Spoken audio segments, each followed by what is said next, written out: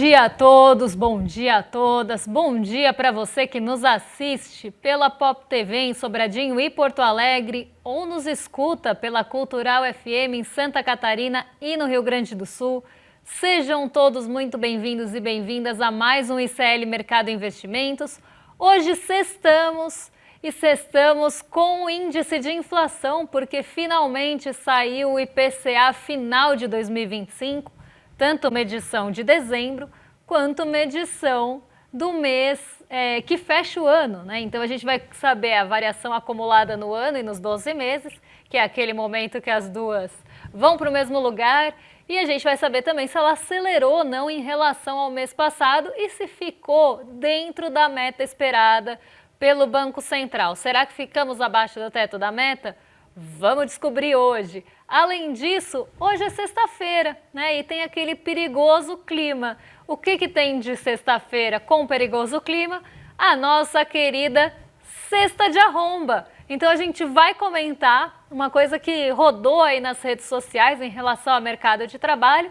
Vocês já sabem que é aquela coisa que arromba. E se der tempo, a gente vai ainda falar sobre o acordo do Mercosul, que foi aí traçado em relação à União Europeia e até as implicações em relação a isso, as resistências que estão aparecendo também em relação ao acordo. Então tudo isso a gente passa hoje e também vamos falar das projeções do mercado para o IPCA, que realmente aconteceu, a famosa expectativa e realidade. Dito isso, vamos passar pela nossa agenda, que hoje tem Brasil na agenda. Esses dias o Brasil tá meio sumido, né? Então vamos dar um oi sumido, porque Brasil volta para a agenda hoje. Vamos ver o que já saiu, porque às 7 horas da manhã, lá na zona do euro, saíram as vendas no varejo de novembro. Às 8 horas aqui no Brasil, já dando o seu oizinho, o IPCS da primeira semana de janeiro, ou primeira quadricemana de janeiro, como é chamada. Às 8 horas, também medição da FGV, o IPCS, só que dessa vez das capitais, também da primeira semana de janeiro. E às 9 horas, saiu o IPCA de dezembro, dado esse que é a estrela do dia aqui no nosso Brasilzão, porque estava todo mundo esperando a divulgação da inflação oficial que fecha o ano e mostra, como eu já falei, se a gente ficou ou não abaixo do teto da meta. Além disso, às 10h30 da manhã nos Estados Unidos, saiu outro dado que também muita gente esperava, que é o payroll. O payroll é o relatório mensal de empregos por lá, e ele traz toda a perspectiva de mercado de trabalho, a taxa de desemprego, o salário por hora. Então é o relatório mais completo do mercado de trabalho. Apesar da gente já ter tido alguns spoilers durante a semana, relatório JOLTS, relatório ADP, que são relatórios até complementares ao payroll, o payroll é o mais completo e acaba trazendo os detalhes mais profundos do mercado de trabalho estadunidense, que é usado para também decisões de política monetária, uma coisa que está muito no radar e que está em jogo por lá.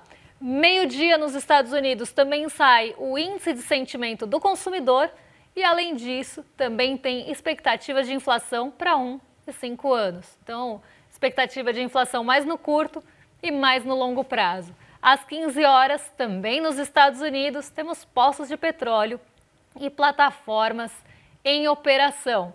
Dado que está mais no radar agora, junto aos estoques de petróleo, justamente por todas essas questões. Engasguei.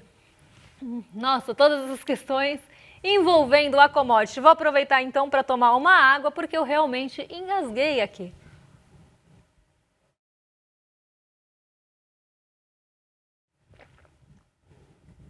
Pronto, estou de volta. Então vamos já passar pelo nosso fechamento do dia, porque a gente não vai atrasar aí o resto, IPCA a gente sabe que toma muito tempo. Então já vamos passar pelo fechamento de ontem, que inclusive teve muita influência, era isso que eu ia falar quando eu engasguei. O fechamento de ontem teve muita influência do petróleo e da commodity. Então vamos entender o que aconteceu, por que o petróleo subiu tanto ontem, depois de vários dias desvalorizado. O que aconteceu nesse mercado de petróleo que levou a commodity lá para cima, né? O petróleo subiu quase 3% ali ao longo do dia. E o que fez com que esse petróleo subisse tanto, né? O que aconteceu nesse mercado para que a commodity disparasse assim? E por sua vez, como vocês sabem, a gente tem um peso grande das empresas que são ligadas ao petróleo aqui no nosso Ibovespa. Então vocês já devem imaginar que ontem o Ibovespa foi para o terreno positivo, impulsionado, sobretudo, pela Petrobras. E aí aqui eu já estou dando um pouco de spoiler para vocês do fechamento, né? Então, ontem, inclusive, na nossa manchete no site, a gente vê que o Ibovespa avançou por conta do petróleo, não me deixa mentir aqui, e com o IPCA no radar, porque já estava todo mundo com a expectativa dos dados de inflação, ou expectativa alta aí por esses dados, por essa divulgação. Vamos pôr aqui na tela para o pessoal em casa acompanhar, mas já adianto que o Ibovespa subiu 0,59% ontem, teve até um momento melhor durante o dia, não conseguiu segurar essa alta, não conseguiu segurar esse fôlego por tanto tempo assim, mas ainda assim uma alta que recupera parte das perdas da semana, sobe 0,59% e chega aos 162.936 pontos. O dólar subiu, apesar da alta do Ibovespa, e apesar da alta do Ibovespa motivado por preço de commodity, algo que normalmente acaba derrubando um pouquinho o dólar. Não foi o caso ontem, o dólar ficou muito perto do 0 a 0, ficou praticamente nessa estabilidade, mas com pequena alta, né? Uma leve alta de 0,06 a 5,39.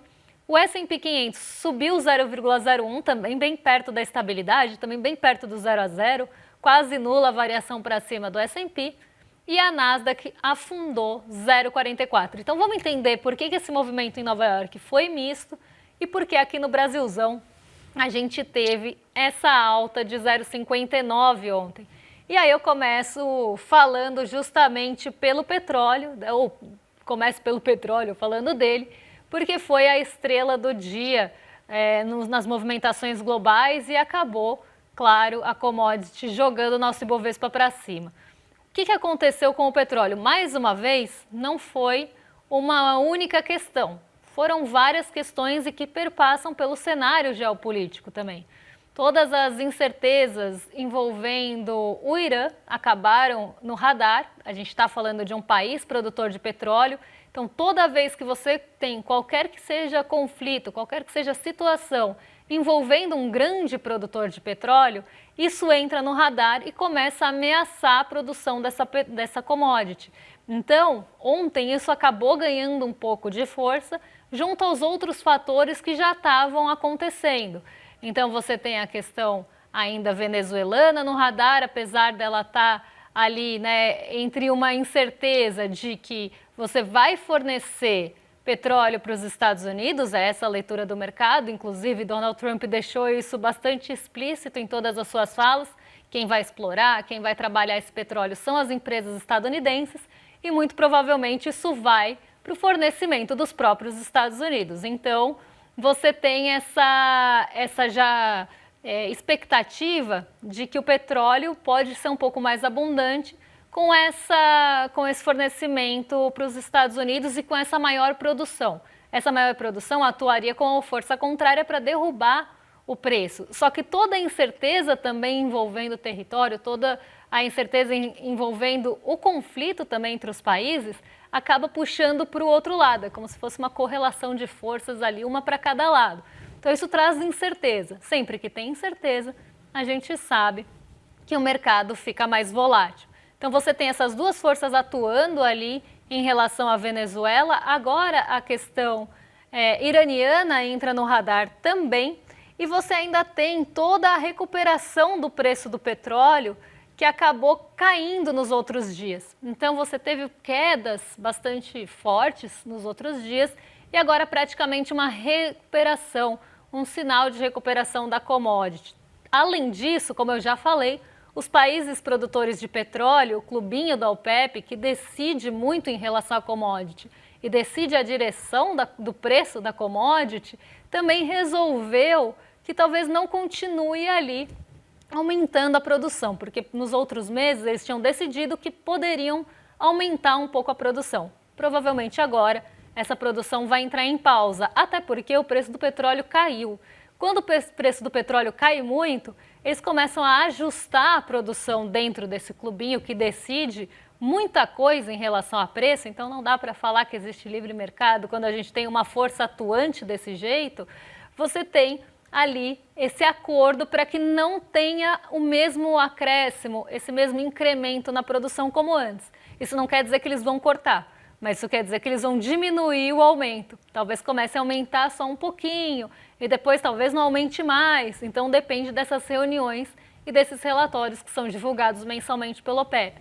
Então essas forças estão atuando para aumentar o preço do petróleo e isso fez com que a nossa bolsa fosse para o terreno negativo com um bom impulso de Petrobras, que também já tinha caído em dias anteriores e caído também por fatores domésticos, por toda a questão envolvendo ali um vazamento na exploração, na verdade no reconhecimento, nas sondas da margem equatorial. Isso trouxe dúvida em relação a essa exploração. Então, a Petrobras, mesmo em dias que o petróleo estava indo bem, ela caiu por questões internas de Petrobras.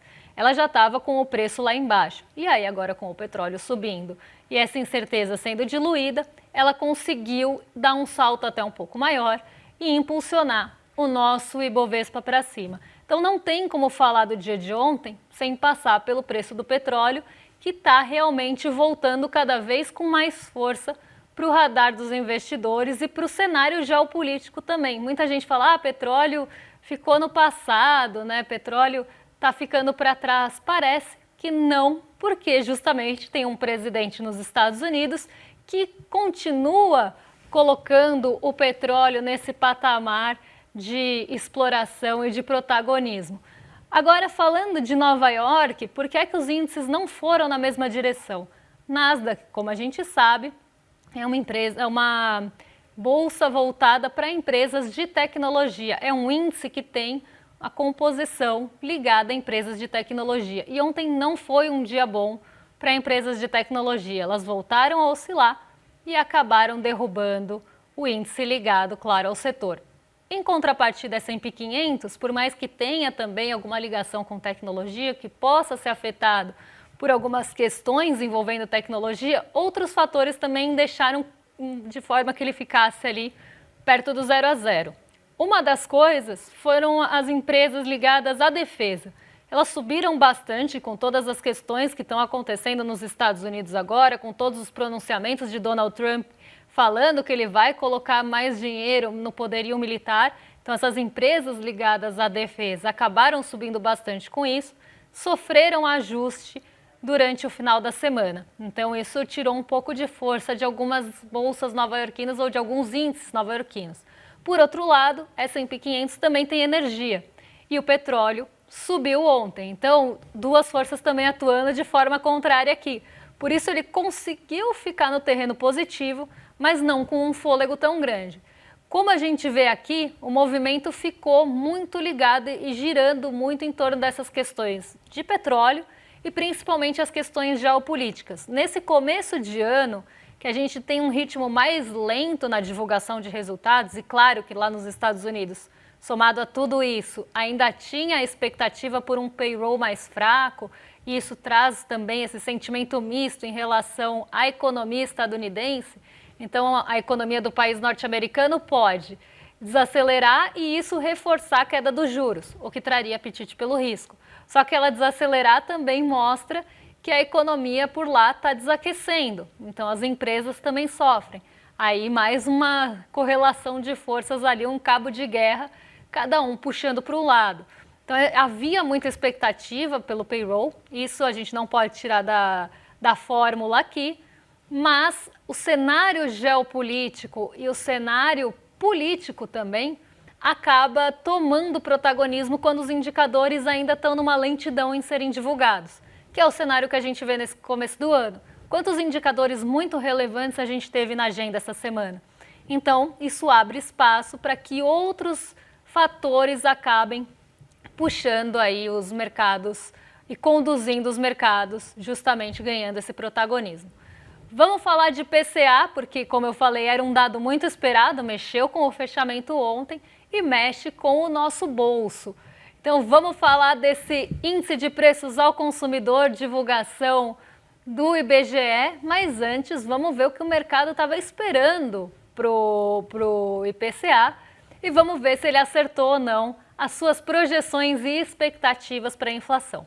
Vou colocar aqui na tela para vocês acompanharem quais eram as projeções do mercado. Então, na média, o mercado esperava IPCA em alta de 0,33, desacelerando ali, na verdade, acelerando em relação ao mês passado, mas um ponto bem importante aqui é que eles esperavam uma inflação em 4,27 no ano. Isso quer dizer o quê? Que a inflação ficaria abaixo do teto da meta, tanto na média quanto na mediana, até porque os dois valores são iguais aqui, a média caiu bem pertinho da mediana.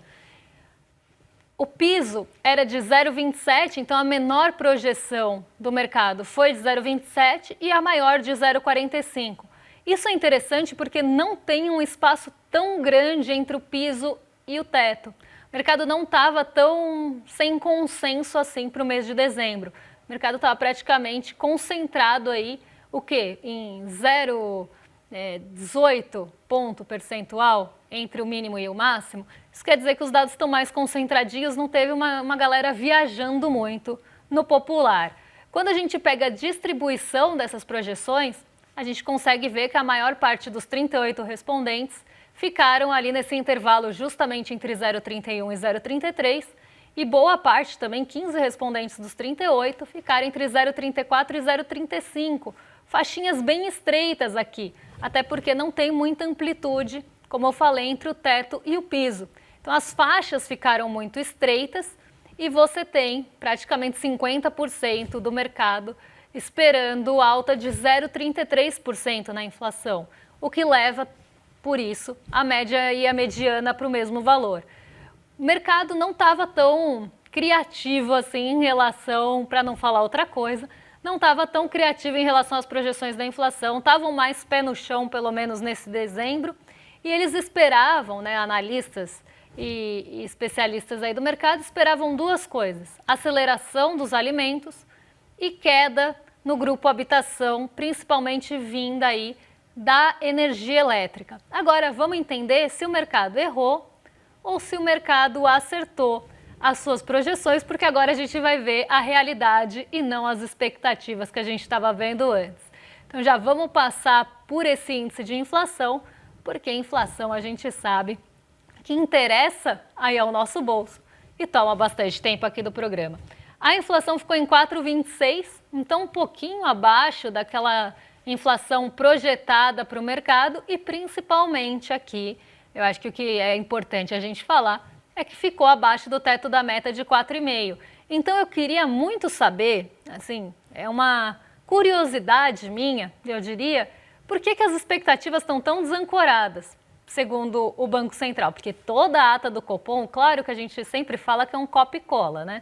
Você copia o mês anterior e cola no seguinte, é a justificativa padrão, tá ali na roleta de justificativa, sabe, Maísa ali rolando a sua roda e as pessoas falando PlayStation?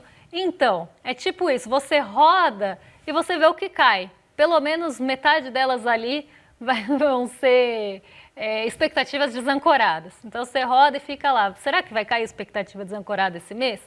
E todo mês ela aparece, né? Parece que é um super trunfo ali, uma carta, um coringa, acho que coringa é melhor que super trunfo. É um coringa que você encaixa em qualquer lugar quando você não tem muito o que justificar. E aí eu queria muito saber quais são essas expectativas desancoradas, porque quando a gente vê as projeções do mercado, elas estão muito próximas da realidade. Então não tem uma expectativa desancorada, ninguém está esperando que a inflação vai cair e ela explodiu. Então eu queria muito entender sobre essas desancoragens de expectativa que o Banco Central tanto fala. Mas, então, a inflação ficou em 4,26, um pouquinho, inclusive, abaixo, né? Não acima, porque quando a gente fala de desancoragem de expectativa é para cima, né? Previu ali, eu achei que a inflação ia ficar em 4,27, ela ficou em 5. Isso é uma expectativa desancorada, é quando você não consegue elementos para prever com assertividade um índice. E aqui a gente vê que tá muito próximo, inclusive para baixo. Agora vamos entender o panorama geral da inflação no mês de dezembro, para ver não só os 12 meses e o ano, que dessa vez vão ser iguais, mas também quanto que foi a variação mensal, quanto cada grupo contribuiu para isso e quais itens pesaram no nosso bolso. Então já vamos colocar aqui na tela para o pessoal acompanhar, porque em novembro, como eu tinha falado, a inflação acelerou de novembro para dezembro, ela estava em 0,18 em novembro e foi a 0,33 em dezembro. No ano passado, se a gente pega, na verdade, retrasado aqui, mas como a gente está olhando para dezembro, né, em 2024, a inflação tinha ficado em 0,52.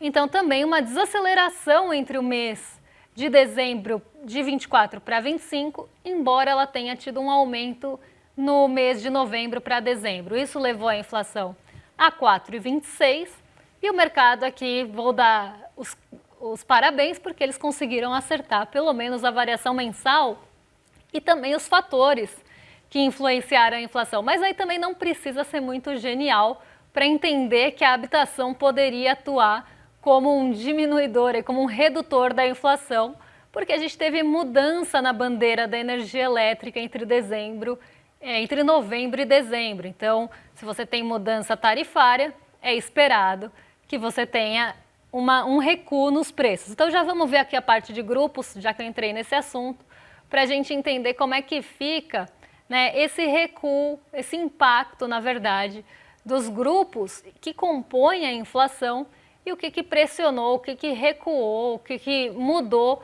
já trazendo spoiler que a habitação andou para trás. Então, ela contribuiu para diminuir a inflação justamente por essa queda na energia elétrica. Os alimentos, por sua vez, eles tiveram contribuição positiva nesse mês de 0,06 de impacto em ponto percentual e tiveram alta de 0,27 no grupo isolado. E isso traz uma aceleração do grupo de alimentos. E agora, principalmente agora que começa esse calorão, começa a aumentar a temperatura, alguns itens devem começar a ter aceleração de preço, principalmente aqueles mais perecíveis e que sofrem com mudanças climáticas e principalmente com calor. Seja pelo calor mesmo e porque eles são perecíveis, mas também das chuvas que vêm junto desse calorão e que podem trazer alguma questão para essa produção de itens, principalmente daqueles que são produzidos nas zonas urbanas, sofrem muito com calor, inclusive é por isso que eles são produzidos das zonas urbanas, né, nesses cinturões perto das cidades, porque eles não passam tanto tempo no transporte e não estragam tão rápido. Artigos de residência tiveram alta de 0,64, com 0,02 de contribuição, e aqui os transportes de 0,74, com 0,15 de impacto. Então, um impacto forte aí do grupo de transportes também. A alimentação e os transportes contribuíram bastante para esse mês. E, além disso, a saúde e cuidados pessoais, que está bem aqui atrás de mim, também subiram de certa forma com relevância, 0,52, e contribuíram 0,07 para a composição do índice.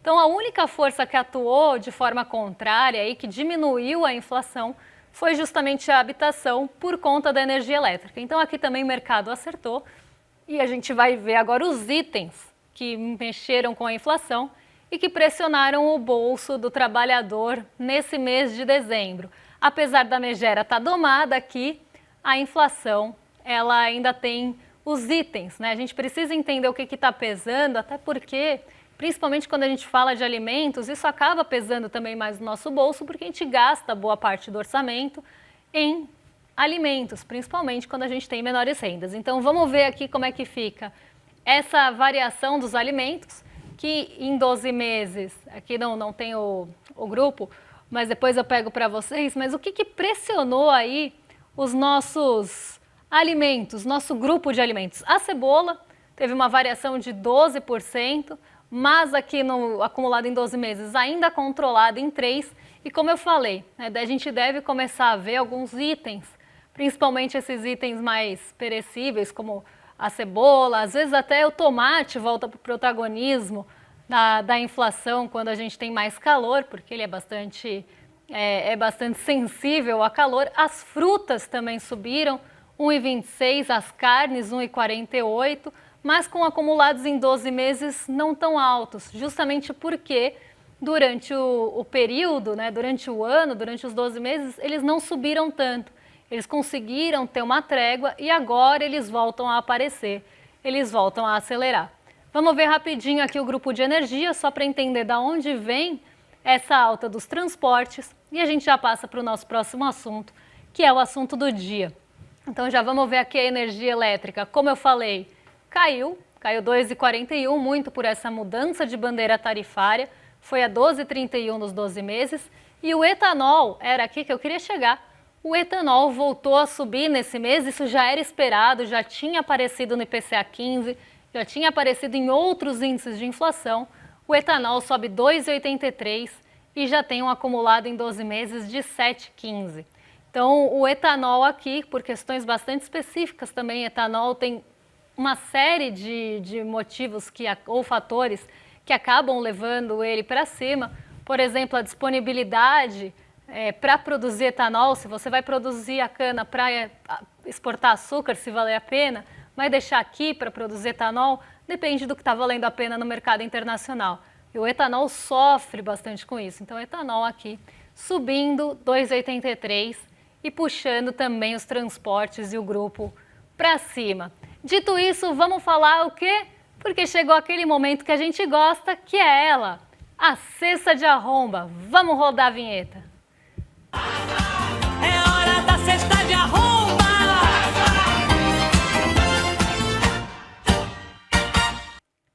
E para fechar o programa, a gente volta com a nossa cesta de arromba, porque na última sexta-feira teve retrospectiva, então não tivemos esse quadro que sempre traz um causo das redes ou de algo que esteja circulando bastante aí nas bocas por aí. E a gente traz hoje uma coisa que é de arromba para a nossa cesta, que é um grupo que eu vou chamar aqui de grupo S, tá? É o grupo, qualquer grupo, tá? Eu não vou falar o nome do grupo, mas a gente vai ver o post que foi feito nas redes sociais, falando sobre o perfil do trabalhador que eles querem, já falando que se não for desse jeito, eles não querem, inclusive se você entra nesse perfil, você vê um show de horrores, mas é aquela coisa, né? Trabalho enquanto eles dormem, aquela romantização da exploração e da precarização do trabalho e mais,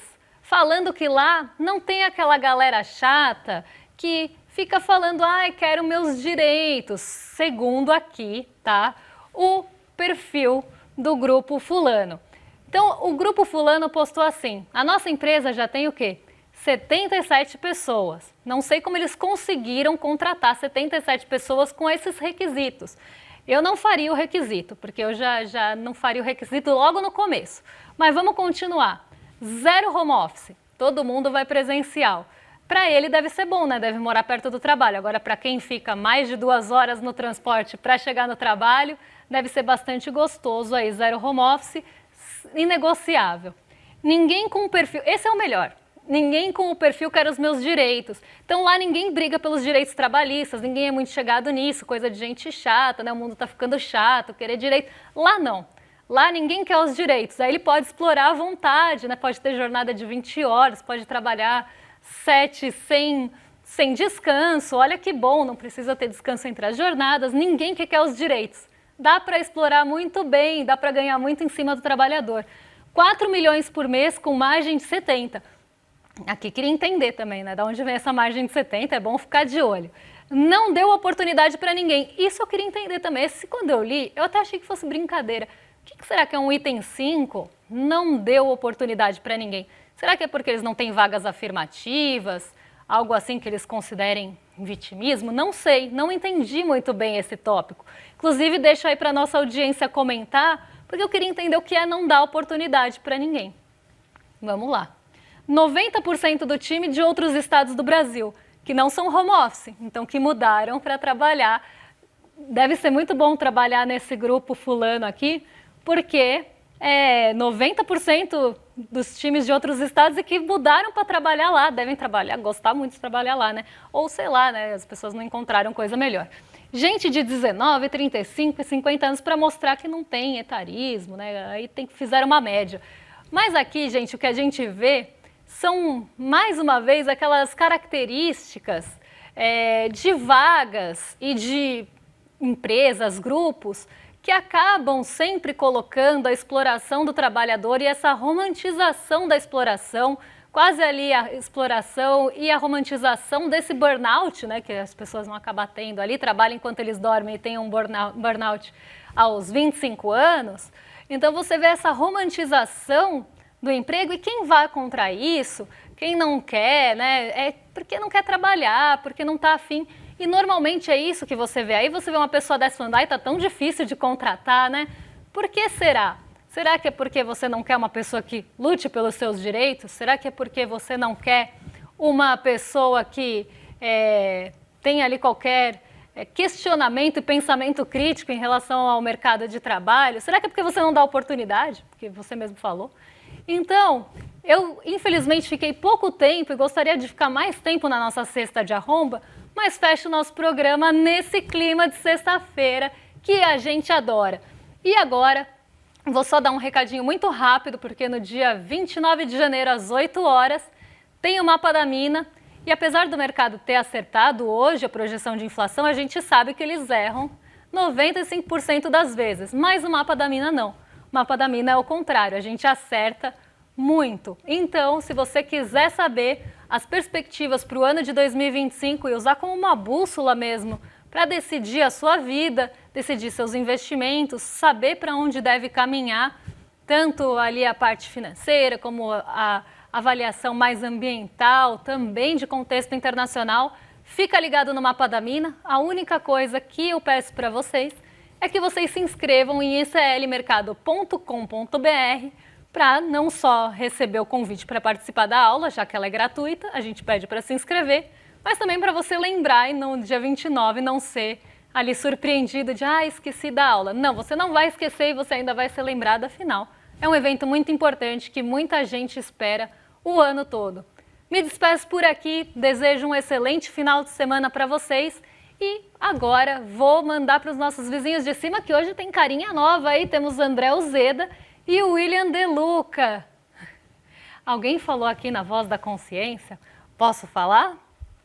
Alguém falou na Voz da Consciência que o André Uzeda está parecendo o Kiko do KLB na foto. E aí vocês, na nossa audiência, podem dar o veredito se vocês acham ou não. Então, mais que excelente companhia agora com o nosso KLB genérico no ICL a partir das 11h30. Quase perdi tudo aqui. Uma boa sexta-feira e fim de semana para vocês e eu volto na segunda para falar o que mexe com o nosso bolso, com a nossa bolsa e com as nossas vidas. Um beijão e até lá!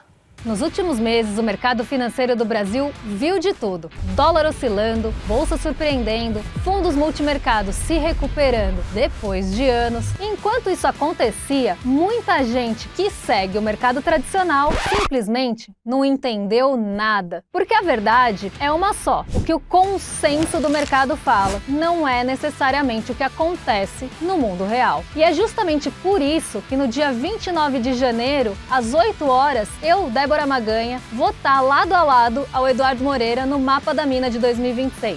Uma aula gratuita para te mostrar os caminhos para os investimentos e finanças em 2026, mostrando as tendências para dólar, bolsa, juros, fundos e oportunidades, sem o filtro da Faria Lima, sem interesse escondido e sem armadilha. No ICL, o conhecimento transforma realidades. São mais de 300 cursos com alguns dos maiores nomes do Brasil, em economia, política, filosofia, história, finanças pessoais, autoconhecimento e muito mais.